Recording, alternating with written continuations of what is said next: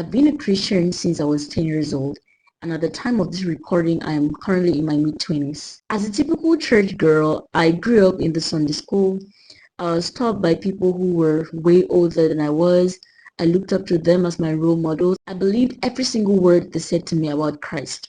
At this point in my life, and I am understanding that there are some thoughts, there are some beliefs, there are some things that I thought that were true, or some things, some mindset that I adopted when I was much younger that is not currently serving me. It's doing more harm to my destiny than good. And I figured that if I continue believing things like this, I would be average at best. The first belief I had was, if it is mine, it's going to come to me. Like, that is the lie of the season, like the lie of the millennium, like a classical lie. It's funny how I believed it so bad. I believe that anything that I don't have, anything that I try to get and I don't get, I just conclude that, oh, God never wanted me to get it, or it's not mine, because if it's mine, God is going to allow it to come to me.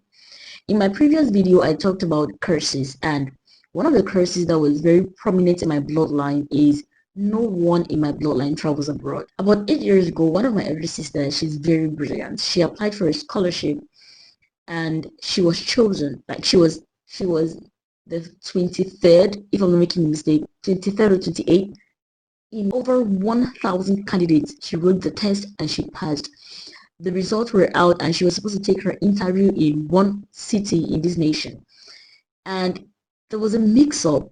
Her name was in one city and the interview was to be going on in another city. And when she went to the place of interview, her name was not there. Meanwhile, in the city where her name was sent, she was not there. So it was cancelled. Imagine, imagine to just think that, oh, God never wanted me to go abroad. Simply because you had that experience. Like, that is how I thought. I thought, if God wanted her to go abroad, God would have made a way for her to go abroad. If anything is going to happen, like if you're going to become anything worthwhile, you're going to have to fight for it. There's nothing like, if it is yours, God is going to bring it to you. If it is yours, the devil is going to look for a way for it never to come to you. You're going to have to fight for every single thing that is yours. Remember the children of Israel. God said, I've given you a land that is filled with milk and honey. And then he said, go and possess the land. Go and take it. God would have just said, I've given you a land filled with milk and honey. This is the land. Walk it in. He said, no. People are there. People are inhabiting the land. You have to fight and take the land. So I realized that mindset of, if it is mine, it's going to come to me. If I continue like that, I'm going to perish with every single good thing that God has placed in me. I'm going to perish. The second mindset that drove my life for a very long time, I think I ditched this mindset about 5 years ago. It almost destroyed my life. That mindset was, as long as I am serving in church, I am committed with the things of God. I don't have to be responsible for any other thing. I mean, God will take care of it. I am doing his work, so he has to do my work. Like, I misunderstood every single thing. It almost destroyed my education. I was so committed in church. I would be in church 247, like every single day, every week, weekly meeting, any meeting, I would be in church. But I would not show up for myself exactly the same way in school. And then, because I'm very intelligent, and I wonder, like, why are my grades going down? Like, I keep serving with this vigor. Sometimes I don't attend classes. Most times I don't attend classes. And I'm serving, I'm doing this, I'm doing that for God, and my grades are going down. And I began to ask God, Lord, why is it that I'm serving in your house, but I keep failing in school? And then he taught me. And he taught me this one in a bitter way because I had to fail. I mean, I left from 3.8 GPA on 4 to about 2.6. I left from an excellent student to an average student because I never took responsibility for my life.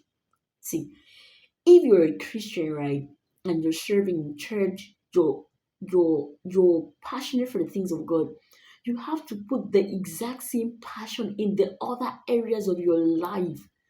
God is not going to take responsibilities for your irresponsibilities. I had to learn it the hard way. God is not going to take responsibilities for your irresponsibilities. Serving God does not cover for being irresponsible in other areas of your life. If you're doing your best in the house of God, you should do better outside with all the other areas of your life. Don't do your best in church and then be an average in the society and ask God, like, Lord, why? Why am I?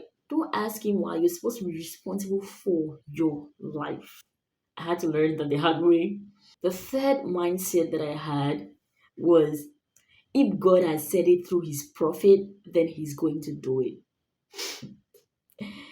I had to understand the hard way that there's a reason why in the prayer, in the Lord's Prayer, in the model prayer, we like to call it the Lord's Prayer, but it's actually the model prayer. When Jesus was teaching his disciples how to pray, he said a part of the prayer, he said, let your will be done in earth as it is in heaven.